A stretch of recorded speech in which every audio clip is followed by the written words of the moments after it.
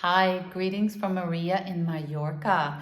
Mallorca is a beautiful sunny island in the Mediterranean, and I have just moved here from the United States where I've lived for 24 years. So I'm back in Europe, my home turf, although quite a bit further south than where I was raised in Copenhagen, Denmark.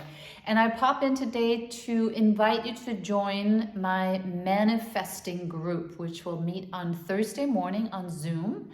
Go to my website, mariatoso.com, and you'll get the information. It's a little drop-in group, super inexpensive, a place for women to meet who want to manifest more consciously. So it's really an extension of the work I have done with a lot of women already on healing the emotional triggers that have led to manifesting something that you didn't really want. When we have untended wounds within ourselves and our psyche, they tend to play out in ways that just feel hurtful, just feel like we can't get our needs met, just feels like we're sort of like a little child who's trying to get love for someone who can't love us. That's sort of, what a lot of emotional wounds end up showing up as. People feeling that they don't feel like they belong, they don't feel safe, they don't feel like they're loved. And I would say every human being I've worked with, including myself for sure, have had some version of that experience. And that experience was often absorbed at a really young age. If we're met with anything but absolutely unconditional, I'm here for you love, which is very few babies even that are treated that way. And if we're met with less than that, then we have within us a little uncertainty that the world is going to be there for us. As we kind of move through these wounds with the process that I call the Heal What Hurts process, where we get really clear on how it's really our own internal wounding that has played out, and often repeatedly. So we'll leave one setting, whether it's a relationship or a job or a country, and then we go to the next person, country, job, and something very similar will play out. So there comes a time when we realize, okay, the common denominator here is me. There's something within me that tends to play out this way. And then we can start to work with that. So, but as we work with that, what happens is we start to free up some energy, because when we're not in a tug of war with somebody else, sort of at war with the world to try and get the world, this relationship, this job to meet certain needs within us, when we start to realize, this is really about my own inner healing, and then there's a lot less reactivity as we become much less reactive to the people around us, because we're no longer demanding that they show up in a certain way so that we can feel better, but we start to really become a lot more self-sufficient. And we have also less of sort of sad expectations.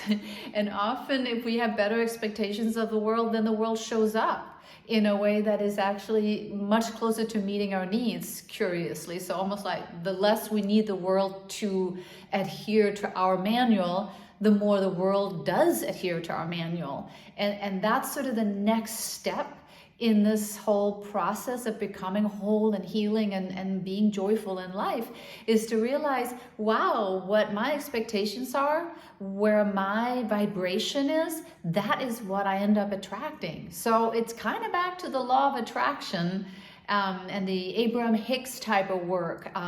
There's different teachers that work a lot with that to match the vibration within to what we want to attract. Now, I have worked with that for a long time, and yet something would still show up that didn't feel good, especially in my intimate relationships.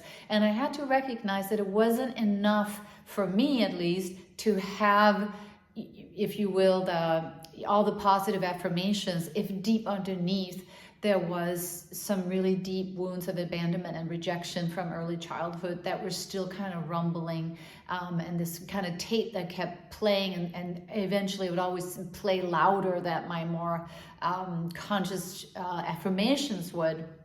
Now, as that starts to shift, and we really do get underneath those original wounds, then we have the creative freedom to create something far more interesting and far more joyful and far more in alignment with who we really are. For a lot of people, a lot of my clients, it ends up being like, well, what do I want then? What will that really look like?